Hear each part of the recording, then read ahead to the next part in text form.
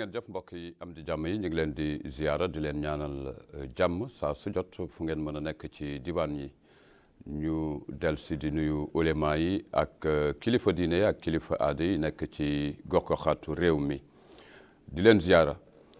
ñu ñaanal leen jàmm saa su jot di jaajëfal njiitu réew mi di ko nuyu Mohamedul Cheikh El Ghazouani di jaajëfal jawriñ yi nga xam ni ñoom la ñu dénk doxalinu réew mi ñu jox leen cër bu baax a baax saa su jot ñu nuyu leen mbokk yi ci ku jub langue politique gi ñu ziar leen rawatina ak ñi nga xam ni ñooy la société civile mbokk yi nekk ci le secteur informel di leen béggee bu baax a baax jox leen cër mbokk yaa ngi ànd di dox bokk aslëf ànd di dox ngir jëmale réew mi kanam mu am solo lool ab njëkteef la am na nag ñu ko yàlla jagleel buur bi yàlla xaar leen fa am na itam ñoo xam ni buur bi yàlla ci leneen la leen xiir ñu war ànd lëkkale doole yi ak taxawaay yi waaye itam ak xalaat yi mu am solo lool ngir réew mi jëm kanam mbokk yi nga xam ni ñooy aji docteur yi ñu ziyaar leen bu baax a baax di leen nuyu ndax ñi ngi fu ne gis nañ fi jamonoy mbas mi ñu taxaw sonn lool di leen jaajëfal di wax ni mbokk yi bu ñu nekkee ci kër gi tey rek nañu jàpp ni am na ñoo xam ni ñoo leen nekkaloon ci naaj wi ci ay diir mu am solo lool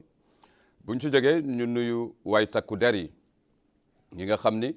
suñuy doomaanu réew lañu nelawuñu guddi nelawuñu bëccëg ñu ngi ci frontières yi taxaw bàyyi seen njaboot ñooñu ñoo tax ñu am kaaraange ci réew mi di jaajëfal mbokk yi nga xam ni dañu am jogteefu kaaraange waaye itam taxawal le citoyen mbindeef bi mu nekk au cœur du développement ñu ngi jaajëfal gis-gis yooyu lu bari mbokk yi am di jàmm yi xam ngeen ni tey ji ginnaaw njiitu réew mi son excellence Mohamed El Ghazouani génnoon ca palais des Mourabitoun muy génn bu am solo boo xam ni ginnaaw juróomi téeméer ak ñaar fukk ak juróom-ñeenti aji ay ndaw réew mi ñu tàggat leen ci fànn yu bare mu teewe ko nag teewe ko jukki fa kaddu yoo xam ni kaddu yu am solo la mën nañ ko jàpp naam réew mi ñoo koy déglu ak bitim réew waaye ab njabootam kaddu yi nag am na lu bare loo xam ni duy na ko ci solo taxaw seetlu waaye itam delloo si ay mbir yi nga xam ni xew na ci réew mi moom tamit mu fas yéene jukki yëkkati ay kaddu yi nga xam ni non seulement dafa jëm ci ñi nga xam ni ñoom ñooy yore ji mbiru réew mi ëllëg di ay tuutànk gis ngeen leen noonu ay magistrat bokk na ci ay administrateur ay greffier bokk na ci ay inspecteur bokk na ci également ay administrateur général ñi nga xam ni itam ci fànnu décentralisation ak fànnu koppar ak bokk ci affaires étrangères ak lépp li nga xam ni moo jëm ci fànnu yoon ci biir loolu mbokk yu bare taxaw seetlu am kaddu yi nga xam ni dañ ko yëkkati taawu li nga xam ni mooy kaddu njiitu réew mi mu am solo lool jëm ci diwaan bi ginnaaw nag bu ñu bàyyeekoo ci réewu Espagne gis ngeen njiitu réew mi ànd fa ak délégation bu am solo ñu nas fa ay mbir yoo xam ni amaana dana jural réew mi ci fànnu koom li nga xam ni mooy njëriñ ministre yu bare jawriñ yi dem fa kenn ku ci nekk ak lu la soxal le patronat mauritanien bi mu fa jógee itam mu jëm ca li nga xam ni moom mooy le forum de Dakar ñuy saytu li nga xam ni mooy fànnu ndox mi mu am solo lool ñu rafetlu taxawaayam bi mu fa jógee rek dafa dellu si jàkkaarloog aju ndaw yi ci contexte bu am solo ma am mbégte di dalal tey aju ñaari soxna di leen ziyaara bu baax a baax Ndeye Fatma Sarr mu nekk ci di liggéey ci nguur gi ci ministère bu am solo dinañ ci ñëwaat léegi moom laa fas yéene dalal bi jaayil Mustafa al Karim Seydina Mohamed ak ki nga xam ni moom mooy Mariam Mint Mahjoub di une grande sœur vraiment nekk communicatrice ak taxaw seetlu observatrice noonu la ñuy àndee nag jukki saytu li nga xam ni moom la njiitu réew mi yëkkati ci seetlu ñu fas yéene dugg ci waxtaan wi fa tabarakallahu di leen jaajëfal ñu ñaanal leen jàmm Ndeye Fatma maa ngi lay ziyaara di la dalal ñu jox la kàddu gi nga nuyu askan wi nga xam ne ñu ngi toog di la seetaan.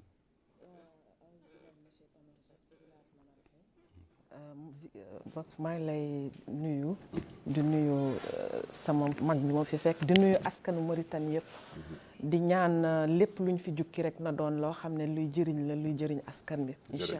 incha allahu rabbi ma sœur Mariam Bint Mahjoub salaamaaleykum wa rahmatullah. salaam wa rahmatullahi taala wa barakatuhu ma lay nuyu di la sant di la gërëm ngay sama jeune frère de valeur. on est tous natifs de Rosso. wallahi ñu bokk sunu bopp alhamdulillahi rabbil alamin bokk aussi à travers ça sunu Mauritanie.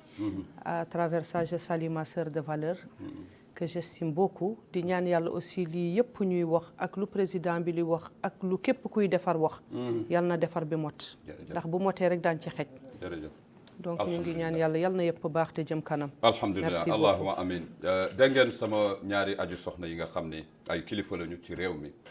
defe naa ni tey continuation 8 mars la ñu nekk ndaxte. c'est le mois de la femme jusqu'à présent. vraiment continuation bi la. moi je dis que la femme a 365 jours qu'elle doit fêter une année. vraiment wallahi moo tax ma am mbégte di leen dalal. ñu jukki ci mbiru réew mi. maa ngi fàttali li nga xam ni amaana am na solo lool. muy ñett ci kaddu yi nga xam ni dañ ko seetlu ci jiitu réew mi benn bi mu am ci juróom benn fukkeel ak benn suñu feetu moomeel l'indépendance muy kaddu yu am solo yoo xam ni jukki na ko beneen bi ca waadaan bële festival bu am solo boobu mu yëkkati ay kaddu ñu ràññee ci lu ñu war a dooleel doomu aadama bi mu jël doomu aadama bi teg ko au cœur du développement ñu seetlu ko beneen bi bërki Dembo Ndiaye ci palais des Mourabitoun ginnaaw suñu ay ndaw yu ñu tàggat ñu fas yéene dugg ci administration bi ak doxaluñu réew mi ñetti discours yooyu ndax mbir faw bala muy am mu am contexte ndorteel nga am loo taxaw seetlu loolu nga taxaw seetlu moo lay permettre ngay jukki ci li ci sa kanam mu am solo alors Ndeye Fatma li ñu gën a seetlu ci discours président bi nekk administration bu mu jàpp ni dafa nasax boobu ba léegi boo ñuy delloo si sa gis-gis ak taxawaayu administration ci biir réew mi lan nga ñuy jukkee. waa Ibrahima jërëjëf d'abord lu may njëkk a def mooy dañuy sant jiitu réew mi ndax li mu def nii gisuñu ci lu dul honnêteté gisuñu ci lu dul humilité gisuñu ci lu dul grandeur ndax bu demee ba def taxaw seetlu def loo xam ne xëy na ñeneen ñoo ko waroon def ñoo waroon càmbar mbir réew mi ne lii dox na lii doxul walla lii nasax na moom ci boppam mu jël initiative def boobu sorti wax li nasax donc defe naa loolu ci boppam nekk na loo xam ne dañ ko war a rafetlu premièrement deuxièmement man jàngat bi ma ci def ci sortie bu mujj bi sax laay wax mooy dafa jël citoyen bi def ko au cœur du développement booy xool si les engagements mooy livret bi mu defoon ci programme am loo ci njëkk a gis mooy une administration moderne au service du citoyen mu won la ni donc li mu mbébatoon donc tànk yooyu tey mi ngi ci liñ ci gën a jàngat rek suñu taxaw seetlu bi ñu ciy def mooy comme toutes les nations administration dañ ko war a moderniser donc suñu administration tey jii li ma ci jàngat mooy lim ci bëgg mooy ñu def une administration moderne boo xoolee contexte bi mu ko defee mooy sortie bi ñuy jox remise bi ñuy def remise de diplôme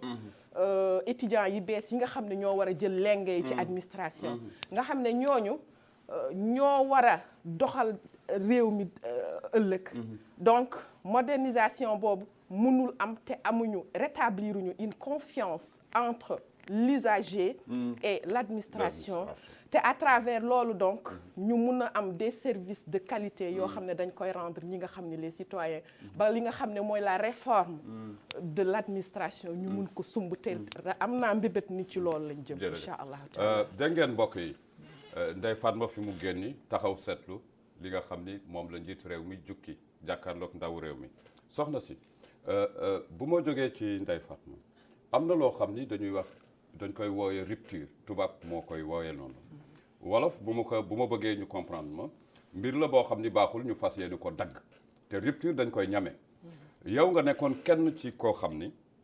yëkkati woon nga kàddu yu mel noonu di wax yenn ci prox ndollu administration bi ak taxawaayu citoyen ci biir réew mi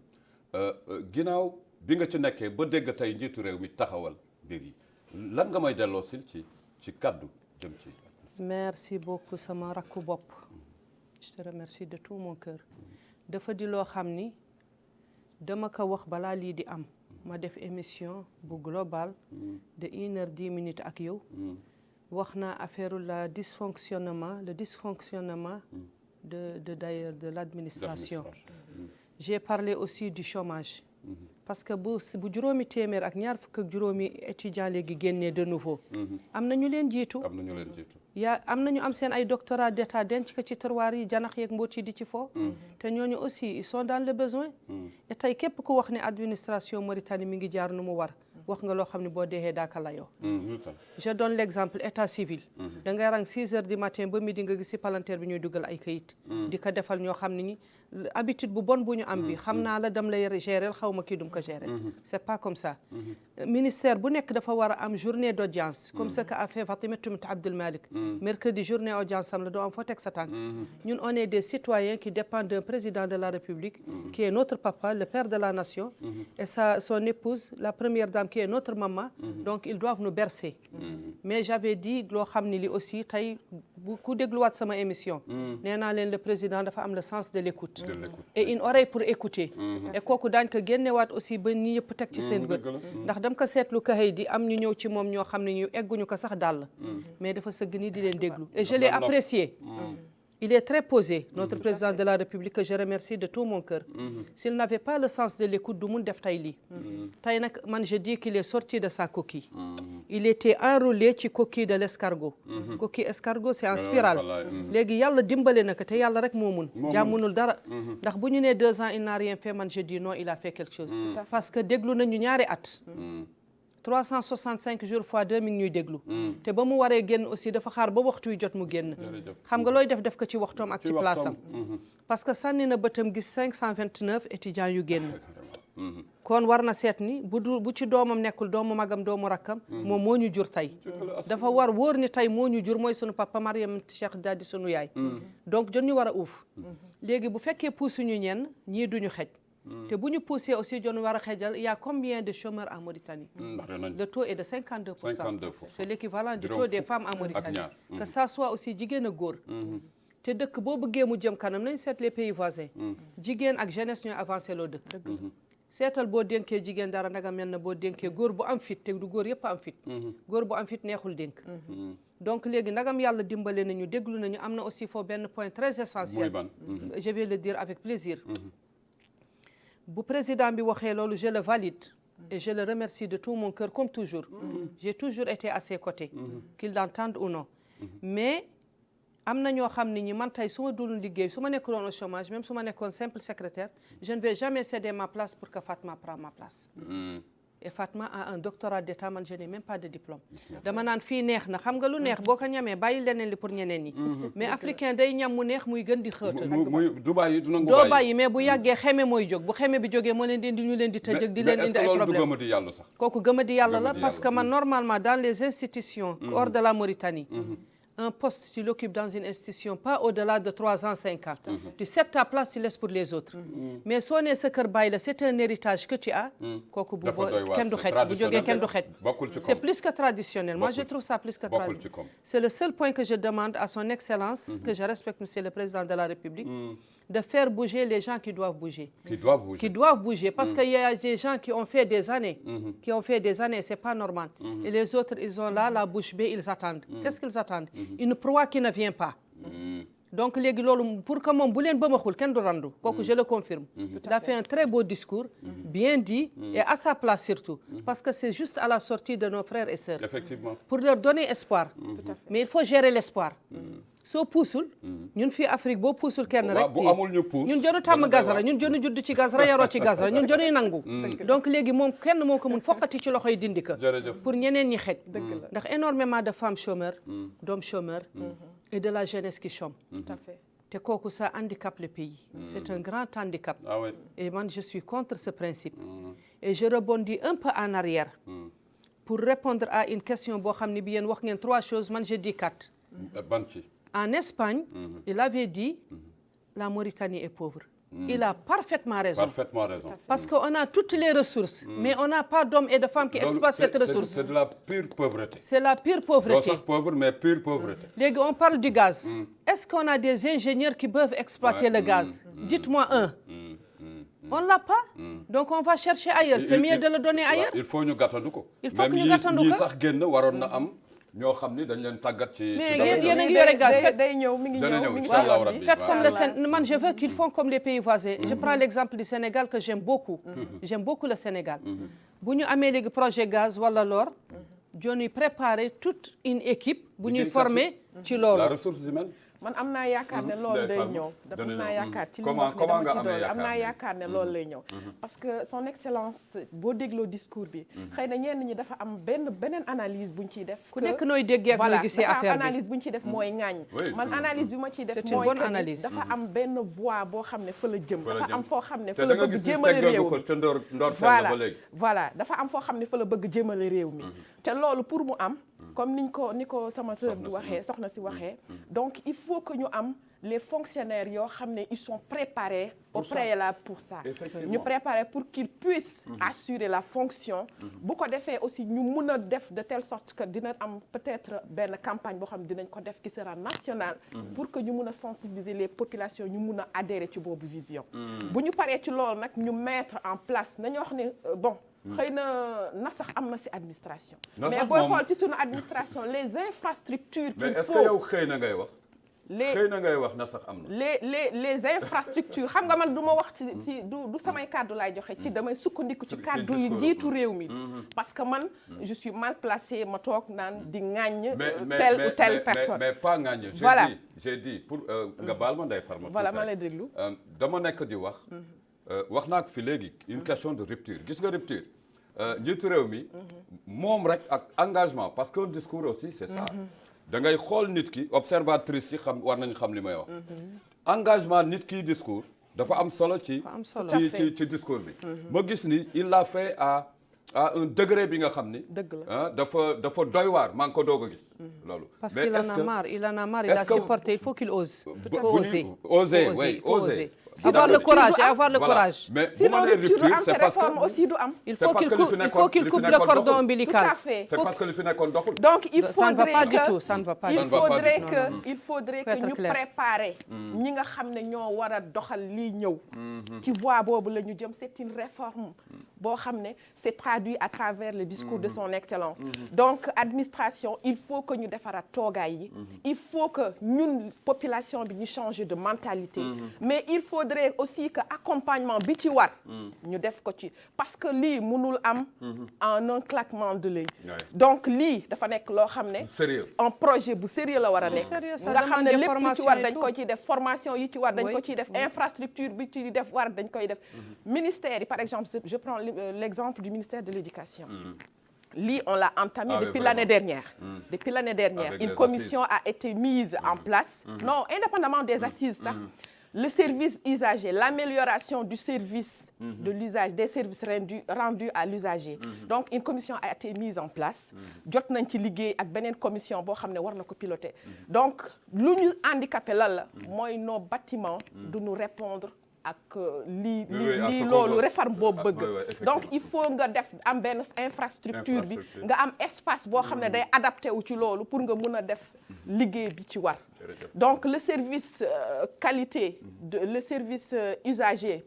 donc il faut que ñu préparer ko il faut que ñu def matuwaay yi ci war yëpp pour que ñu mën a am une administration bi nga xam ne moom la son excellence bëgg bu wér am na solo lool mais son excellence lu mu bëgg li ma chérie on est entièrement d'accord et on est des citoyens fidèles man j'aime trop la Mauritanie et j'aime trop Mohamed Cheikh El Ghazouani le président et je ne sais pas pourquoi je l'ai vu qu'à la télé je suis au chômage et tout mais c'est une personne du fait qu'il a le sens de l'écoute il faut aussi qu'il met l'homme qu'il faut, oui, à la place qu'il faut, et la femme qu'il faut, à la place qu'il faut. Parce que quand vous prenez maintenant un directeur de l'enseignement, vous voulez le transformer en ingénieur de gaz ou d'hydrogène, c'est pas possible. Mais vous avez un projet à 10 ans, il faut former vos enfants. L'homme le plus intelligent, c'est le Mauritanien. Mais il l'utilise sur quel plan? Sur le plan qu'il veut. Parce que le Mauritanien ne pense pas aux citoyens. Attention, appelons les choses par leur nom. Est-ce que les gars ont un problème ministère de l'enseignement et qu'on te reçoit? Il faut appeler quelqu'un qui connaît Madame la ministre. Oui. Le président, le président de la République. Non, le président de la République, il a écouté les citoyens.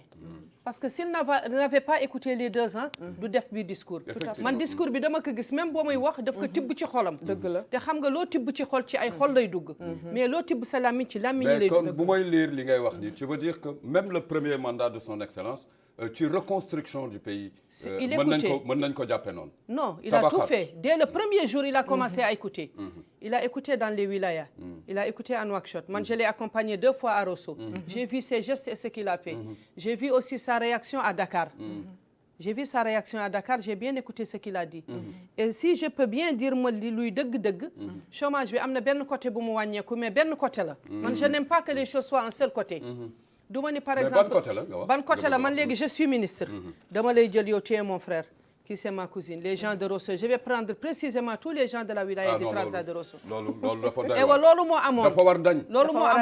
pourquoi on ne prend pas par critères les CV? Critères. À qui le mérite? Tel poste, compétence. Et puis il y a des gens qui ne sont pas diplômés. Je vous donne un exemple. Les gens qui ne sont pas diplômés, mais qui sont plus expérimentés et qui sont des techniciens dans tous les domaines. C'est da nga bëgg a wax ni un Mauritanien loo ko laaj rek mu ni mën na. Je suis là. Mën na. Je suis là, je crie toujours à la télé. Je crie toujours dans les réseaux sociaux. J'ai pas eu mon baccalauréat, j'ai pas eu mon brevet ni l'entrée en 6e. Je ne connais pas la porte de l'université de Nouakchott. Mais quoi, je sais que je peux jouer le rôle d'un ministre, d'un conseiller, d'un ambassadeur. Tout à fait. Je suis tabarkallah la Mauritanie en miniature. Damay làkk wolof, làkk tukulóor, làkk xasaaniya, dóor français bu leer. Ba pare dellu si ñeme dëgg. Gis nga boo ñemee dëgg. Ku bëgg dëgg yëpp c'est ce que je demande au président de la République. Et puis il est mieux placé, hein, attention. Il sait tout ce qui se passe dans les maisons et hors des maisons. Il pense à ça et il pense aussi aux gens qui commencent à souffrir à cause des prix. Le Ramadan est là. Le Ramadan est là à 0,50 m. Nous tous on souffre. La Mauritanie souffre des prix. Et de là, je dirais qu'il a dit qu'on est pauvre. On est pauvre en matière d'hommes.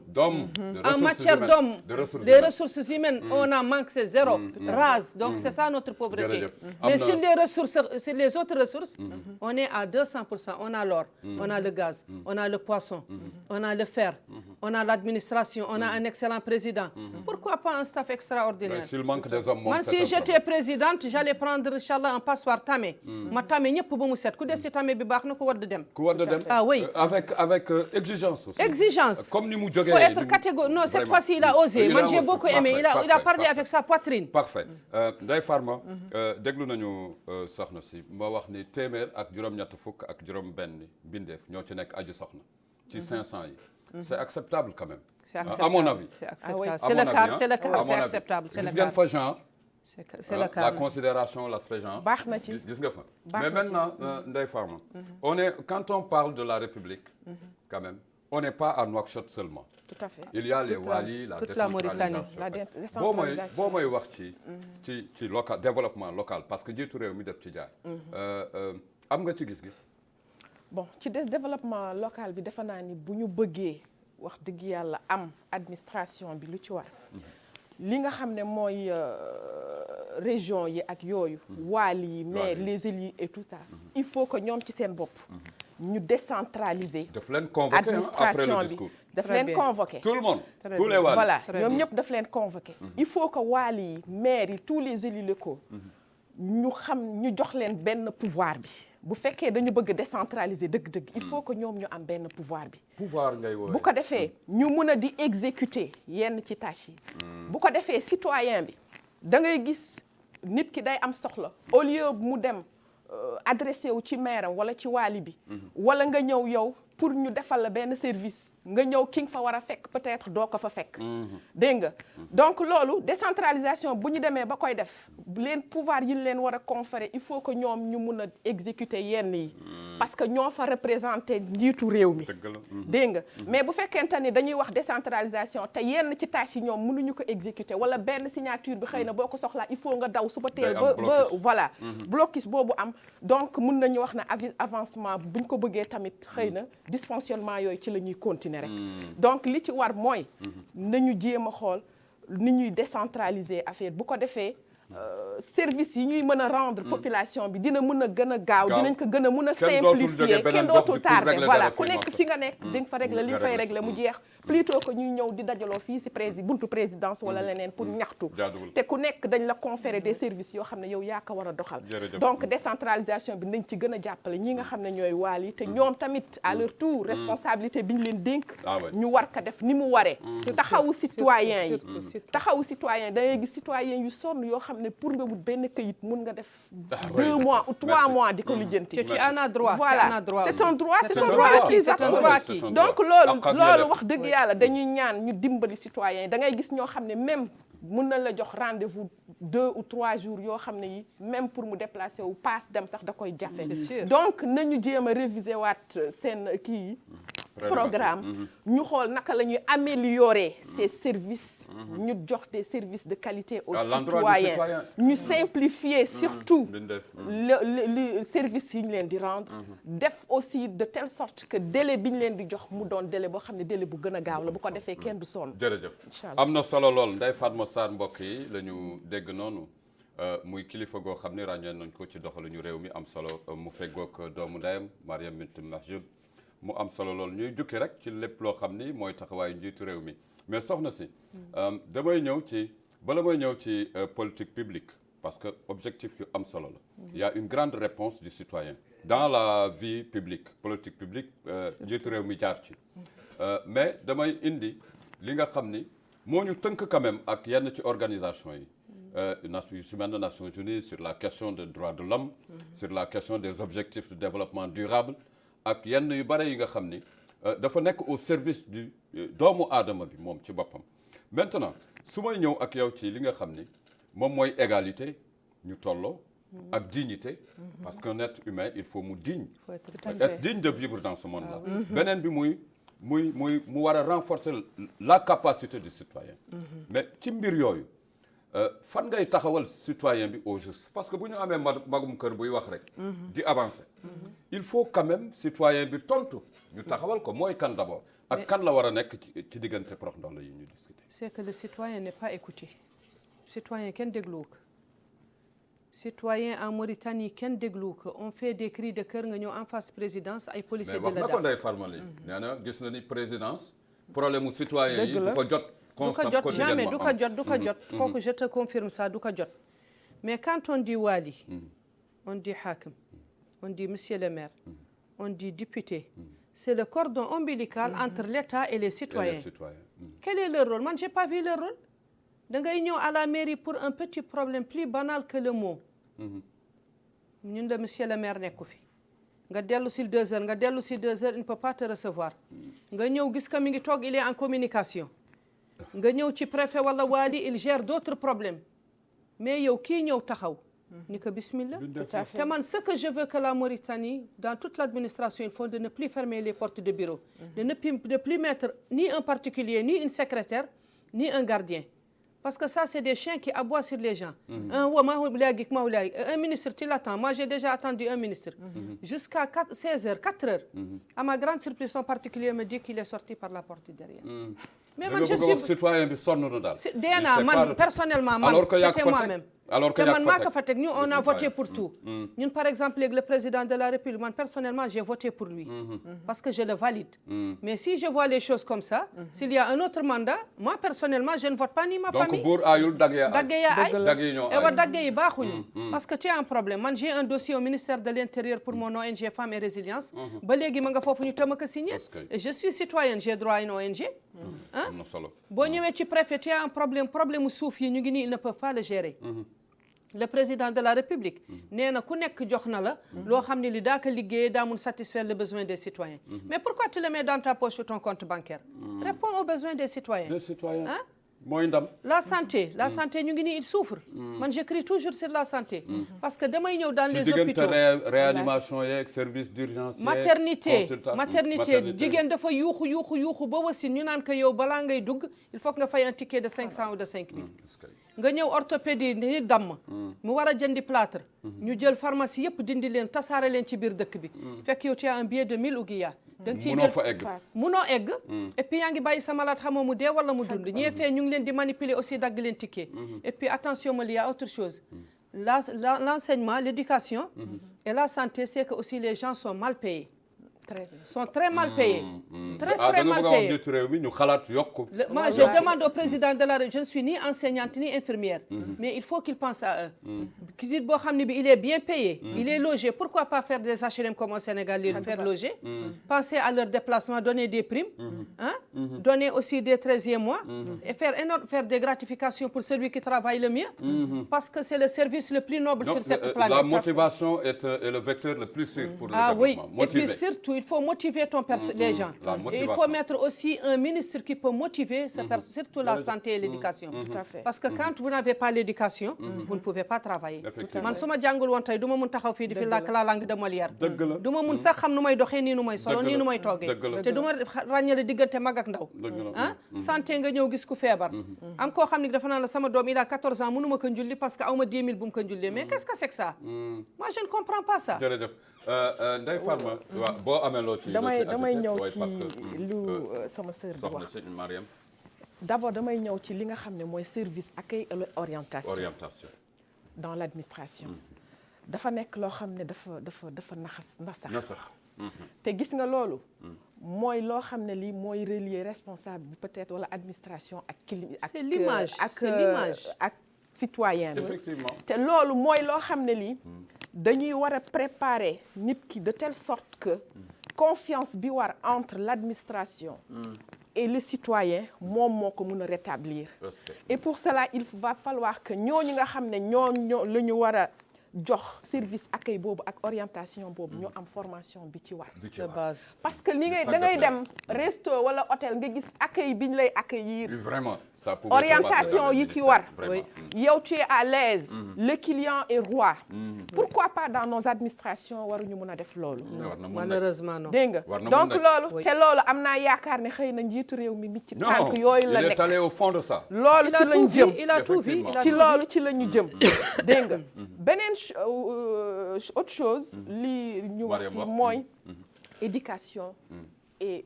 santé man je vais plus m'appesantir sur l'éducation mais mi ngi wax ne langue gis nga tey bu ñu egsee fii tey éducation moo ñu ko may c'est parce que image éducation bi ñu am mooy refléter wu suñu administration et sur ce damay lancer un cri de cœur à son excellence et à notre ministre réforme bi nga xamee engagé nañ ko ngir yàlla nañ ñu dimbali sa mise en œuvre ñu def ko nu mu waree parce que moo mun a créer le citoyen modèle former le citoyen modèle bi nga xam ne xëy na espoir bi son excellence am ci jeunes yi génn tey dina ko am ci ñi nga xam ne ñoom la ñuy former à travers cette nouvelle réforme parce que éducation rek moo mun a génne Mauritanie ci lii mu nekk tey donc éducation luñ ci mun a def nañ ko def nañ ñu améliorer les conditions des enseignants parce qu'ils sont au cœur de cette réforme bu fekkente ni ils sont à l'aise ñu defal leen dëkkuwaay defal leen lu ñu bëgg jox leen des salaires yoo xam ne ils pourront subvenir à leurs besoins nga xam ne ils ne vont pas aller de gauche et de droite pour wut lu ñu subvenir seen besoins enseignement day dem donc loolu nañ ñu dimbali ci loolu ñu jàppale leen mettre les enseignants dans de très bonnes conditions te ñu assurer une éducation de qualité à nos enfants te bu boobaa administration bi liñ ci bëgg espoir biñ ci fondé incha allah dina ko mu war a dajeek nag comme institution bu ne kër gu ne da nga war def sa cër lii Ndeye Fatma wax mu war a dajeek ay ministères yu bare parce que fonctionnement boobu la bu mbir amee dañuy wax ni ministre de l'éducation moo koy doxal waaye dañuy gis à côté il y a le ministre de la famille et des affaires et de l'enfance des affaires sociales dafay war a am link ak li nga xam ni moom la éducation di doxal parce que munoo wax éducation te waxoo famille. non Mais continuité la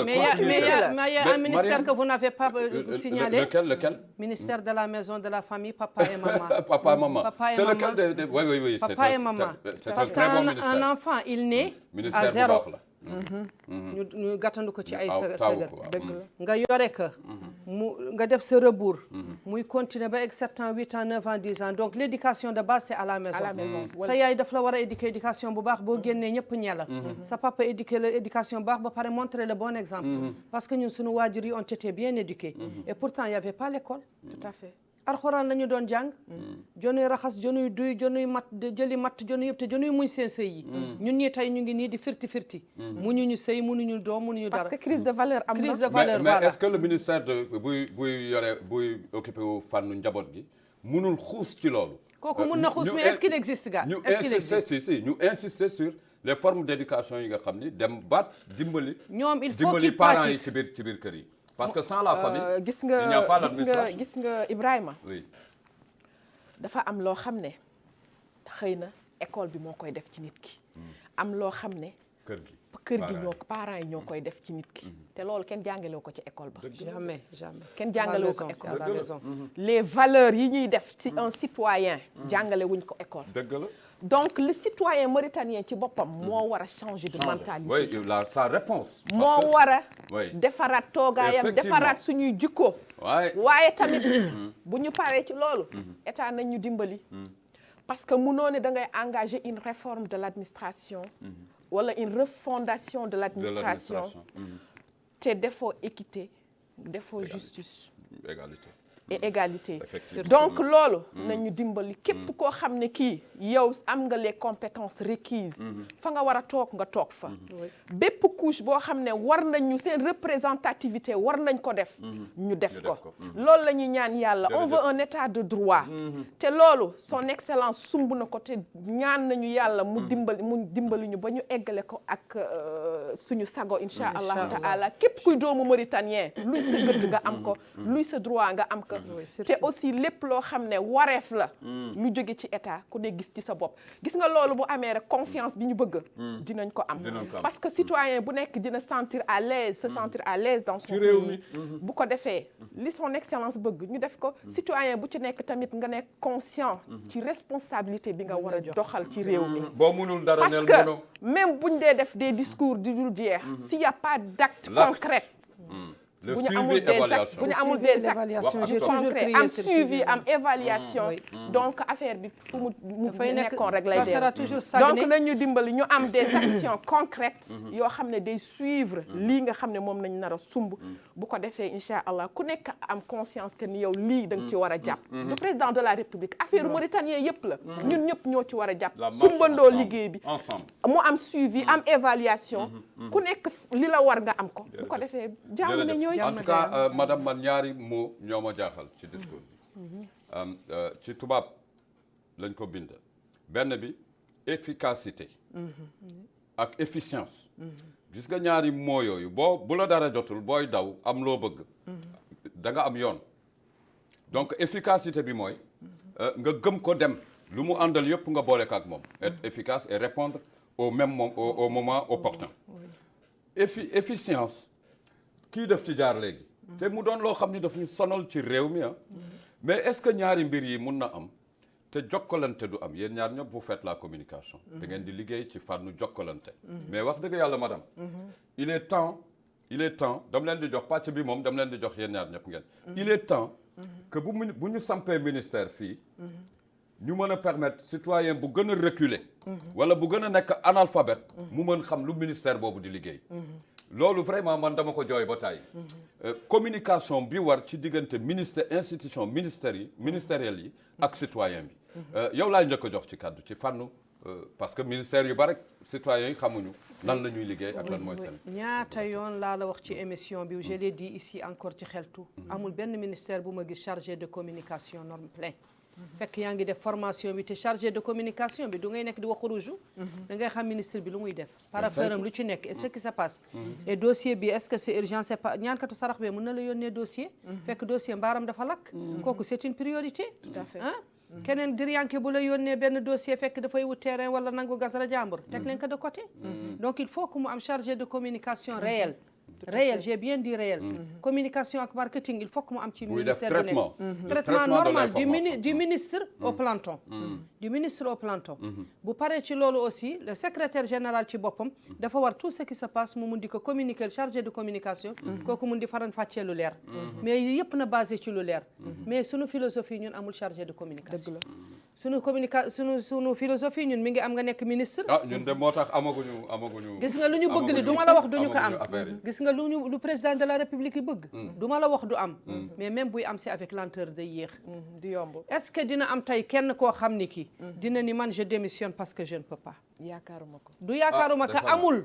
jot na nag amul parce que kañ la def discours bi ma chérie kañ la def discours bi ba tey jot na man je me disais le lendemain il y a quelques-uns am na ñoo xam ne ñi je sais man qui sont incompétents et impuissants dans ce domaine dafa naan daañu ni man déjà baisse les bras mais maa ngi déglu ba biig maa ngi dégluwaat dégguma dara ne koo xamante ba mu démissionné bi kooku démissionné na ça fait 15 jours elle a aussi ses raisons personnelles qui l'engagent qu'elle-même kenn mënu la wax lan la parce qu'elle n'a pas encore parlé mais nit ki doo nekk si sa donkaasige nekk si sa farañ fàcc ba mu neex la nga xam ni mënoo nga génn ci moom génn ci ne koo n'est pas sortie parce qu'elle ne connaît pas elle est extraordinaire tout à fait elle est extraordinaire non man je parle de la seule personne bu démissionné elle a ses raisons personnelles mais pas par manque de compétences Fatima Tumita Abdel Malik ne va pas démissionner elle est géniale elle est super compétente kii nekk CSA léegi je vois ce qu'elle fait sur le terrain je dis que en tant qu'une femme elle commence à man gars je lutte pour les femmes ah oui je veux que le président de la République pense aux femmes dëgg la de il y a des femmes diplômées chômeurs il y a des femmes chômeurs non diplômées expérimentées donc il n'a qu'à faire le tri mu jël góor au-delà de 3 ans dans une institution man je le fais quitter et quand le président ne prend pas la décision de faire quitter les gens personne ne va quitter parce que boo ma see ceebu jël mu neex yaa ngi wàcc di wuti xooñ mais doo teel a yëg sa loxo way loolu la lu ñu dese ci waxtu dama leen koy séddale yéen ñaar je pense que mais balaa loolu danga may ma rebondir ci amplement nga dolli et puis nga wax sa gis-gis mu ubbeeku parce que am na solo loolu la ñu taamu ci dañu dégg ci loo xam ni mbokk yu bari dañ ko yëkkati ci langue nationale yi dans l'enseignement mu am solo lool xam naa di ngeen ci jaar dama leen koy fàttali mais bu ñuy tënk léegi bala ñuy tënk Ndeye Fatma boo amee loo dolli ci di soxna si li ma ci dolli par rapport ak communication bi war a am au sein de l'administration damay wax ni peut-être que dañu nekk un pays boo xam ne li nga xam ne mooy la culture de la communication dafa des xëy na ces 2 dernières années la ñu commencé di am des chargés de com des cellules de communication et tout ça donc loolu moo tax xëy na même bu fekkente ni ñi ngi avancé xëy na on avance lentement ci côté communication mais gis naa ni ci yenn département yi commencé nañ ko améliorer bu baax sax commencé nañ ko améliorer par rapport ak coordination bi nga xam ne moo war a am au sein de l'administration dégg nga loolu aussi dafa nekk loo xam ne dafa xaw a des parce que boo duggee ci biir administration bi xëy na communication bi war a am de façon ascendante ou de façon descendante au sein de l'administration xëy na duñ ci ba xel bu baax parce que cette culture de communication ci boppam moom moo desoon mais gis naa ni léegi gaa ñi ñi ngi ci sur la bonne voie te gis naa ni communication bi xëy na buñ ci kiyee tuuti rek buñ ci gënee xuus rek incha allahu dina dem donc dafa ci développement la bokk ci développement parce que ñi nga xam ne lii nga xam ne mooy li nga xam ne moom la ñu nar a sumb buñ ko dee def il faut que citoyen bi nga xam ne moo nekk au cœur de ce projet qu'il soit suffisamment informé et pour cela si infrastructure yi ma la waxoon yi il va falloir que chaque administration ou chaque département am loo xam ne day nekk benn plateforme virtuelle boo xam ne lépp loo xam ne moom mooy mbébétu citoyen bi xëy na dinañ ko mën a recueillir foofu capitaliser et jéem ko jàngat pour améliorer le service des usagers dans l'administration donc loolu rek laa ci bëggoon a yokk sama kàddu gu mujj mooy le président de la République luñ koy ñaan moom mi nga xam ne mooy le père de la nation mooy lii nga xam ne mooy réforme de l'administration bii nga xam ne moom la nar a sumb citoyen bi nekk au cœur de ce projet cet objectif. nañu xam ne donc pour ñu aboutir ko il faut que bépp doomu aadama bu nekk fii ci réew mi lépp lu ko war wala lépp luy àqam ak yelleefam d'abord mu am ko pour que ñu mun a rétablir confiance bi nga xam ne mooy tax citoyen bi mën a nekk à l'aise ci réew mi ñuy ñaan yàlla nag nañ ko sumb ak bismillah rahmaan rahim génn ci ak alhamdulilah rabbil alamin ba lépp li nga xam ne moom la mbébét ci réew mi yàlla mottalil ko insha allahu taala ndax am nañ yaakaar ne bu réussir lii te mu bàyyi xel tamit néew di doole yi Mauritanie ñëpp ne pauvreté bi nañ ci bàyyi xel nit ci sonn nañu koor gaa ngi ñëw lu ñu mën a subventionné nañ ko subventionné dimbali population parce que mooy suñu père de la nation nañu dimbali insha allahu taala. Mariam, je reviens à faut mettre le citoyen dans le bain, ma chérie. Pour avoir une Mauritanie bien portante et qui compétit par rapport à l'international am na solo trop boo mooy wax sa kàddu bu mujj sa analyse bu mujj ci waxtaan wi. gis Mauritanie lu mu manqué li rek mooy lu ma doon wax li l'homme qu'il faut à la place qu'il faut pour que ça réussisse. Les bons ministres, les bons secrétaires généraux. Il faut aussi qu'ils révisent les mairies et les députés et ils révisent aussi les wali hakim et il l'a déjà entendu, il a commencé sur ça. ndax am nañu ñoo xam ne ñi ils peuvent travailler dans le national et dans l'international te ñu ngi fii defuñu dara yenn saa yi da ngay gis un arabisant ñu jël ko def ko wali wala def ko hakim. loolu dafay jóg moom. je ne m'appuie pas directement sur l'arabe non non parce que mun nga nekk arabe nga nekk une icône une référence mais aussi da ngay gis ñu def ñu foofu du seen place nga ñëw boo duggee pour nga seet buñ la nekki mooy wali wala hakim da nga naan xëy na du dëgg donc na seet ñu mu war ñi def placer mu placer leen il place les meilleurs pions il pense aussi surtout comme a dit ma sœur à la pauvreté parce que aussi quand la pauvreté commence éducation du am santé du am dara du am violence day am énormément de violence des comportements déviants mais est-ce que bu fekkee tey jóge nga tey sa kër bàyyi woo añ bàyyi woo reer boo demee lan ngay mën a def sa xel du dal loolu metti na soo rombee benn téléphone daa jël téléphone mi nga fay ka làq ka sa doom aussi bu génnee gis man sama doom mi ngi sol Nike sol les marques Hugo Boss Sambata Ndiaye paté par là moom bu ko amulee dina dóor sama doom c'est une violence dindi ko pourquoi il y a énormément de délinquance juvénile et pourquoi il y a énormément aussi de viols elles sont provoquées parfois la fille elle est pauvre elle va se lancer pour avoir avec quoi acheter quoi que ça soit donc man je fais un cri de cœur au président de la République qu'on remercie aussi te ñu ngi remercier le directeur de la télévision et tous les membres on remercie tout le monde et on te remercie notre frère de valeur pour l'accueil tu as toujours été à la hauteur à travers ça je salue mon frère de valeur Babacar Nam parce que tàmm naa fi def ak moom xeltu ça c'est ma famille et je suis de Rosso alhamdoulilah rabbil alamin wallahi Léna Dieye Léna la grande dame je demande au président de la République de revoir tout le système. Et quand je parle de système, même les commerçants, de voir les prix qui montent d'une seconde à l'autre. Hein? ku nekk sa koñ ngay taxaw rek wallahi nga laajte fii benn ñun la juróomi téeméer léegi saaku suukar à 15 000 saaku suukar à 15 000 un salarié de 50 000 nan la mun jëndee saaku suukar nan la mun jëndee saaku ceeb nan nga mun jàngalee école l'école aussi il faut qu'il pense molli à l'enseignement mettez les professeurs et les enseignants dans les meilleures conditions possibles parce que sans l'enseignement il y aura pas de président il y aura pas de ministre il y aura pas d'ambassadeur parce que quand on est illettré on pourra rien faire il y aura pas d'administration il y aura pas d'administration voilà et la santé surtout encore la santé surtout la santé il pense aussi au wilaya il pense au wilaya et il pense à tout parce que moom il est là avec un personnel qui l'écoute donc boo sampee say garab bu ñu juree yow yaa war lekk fruit yi na waxtaan ak ñoom wala mu yónni commission boo xam ne suivi évaluation ñu waxtaan ak ñoom man su ma ñëwee tey gis boo defee lu waru dama naan ah ma sœur ce que tu as fait c'est pas et je prends note mais tant qu'il n'y a pas de suivi d'évaluation et tant qu'ils n'ont pas fait une révision générale un rebours de 0 à 1000 il y aura pas ce problème mbokk yi am di jàmm yi ñu ziar leen di leen jaajëfal en tout cas mbir mu am na solo lool ndax jogteef la et c'est une vision aussi boo xam ni Ndeye Farma Sarr jaar na ci en tout cas mooy am mbégte lool li ma gëm mooy da ngay liggéey ñu bàyyi la nga liggéey liggéeyuloo nga abale place bi keneen ñëw toog c'est simple comme bonjour moo ko wax mais ils ne vont pas le faire je suis sûr si on a confiance quand même moi je veux qu'il les pousse wax ak topp inchallah ñi ngi koy xaarandi et yàlla nañ ci yàlla yóbbu bi jaay amiin Seydina Mouhamed mbokk yi am di jàmm yi Ibrahima Idriss fegge woon ak ay aji soxna di ko rafetlu il faut que les femmes répondent soit présente dans toutes vraiment dans toutes les sphères de l'État. Oui, surtout. Pour ñu am de très bons plats en tout cas. yàq bi neex. Parce qu'on le mérite. Du leen ziar, vous le méritez. Merci Vive les beaucoup. femmes, mais à côté On des le mérite, hommes. on a les À côté des hommes. Mais derrière chaque homme, il y a une grande géante dame. Derrière chaque grand homme. mbokk yi am di jàmm yi noonu la ñu ubbee woon waxtaan seen télévision Al Mauritania Ibrahima Idriss àndoon ci ak Ndeye Fatma Sarr ñu ràññee ko ci doxalinu réew mi ak Mariam Binti Mahjoub di yëngu ci fànnu jokkalante ak taxaw seetlu mu am solo lool.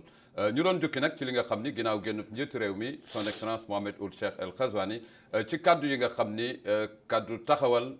li nga xam ni mooy doomaanu réew mi au cœur de l'administration publique mu am solo lool. mbokk yi ci gox goxaat yi ñu ziar leen mon grand frère Ngiseli Fall di leen nuyu Ba Madine également l'honorable député mon grand frère également Oumar Gueye jox la cër kuréel yi nga xam ni ñu ngi ci biir APROLAO ak mbokk yi nga xam ni ñu ngi ci yeneen xeet yi di association yu am solo la société civile le secteur informel di góor di jigéen jox leen cër bu baax a baax mbokk yi ñu ñaanal leen jàmm Ibrahima Idriss seen télévision Al Mauritania asalaamualeykum wa rahmatullah wa barakatuhu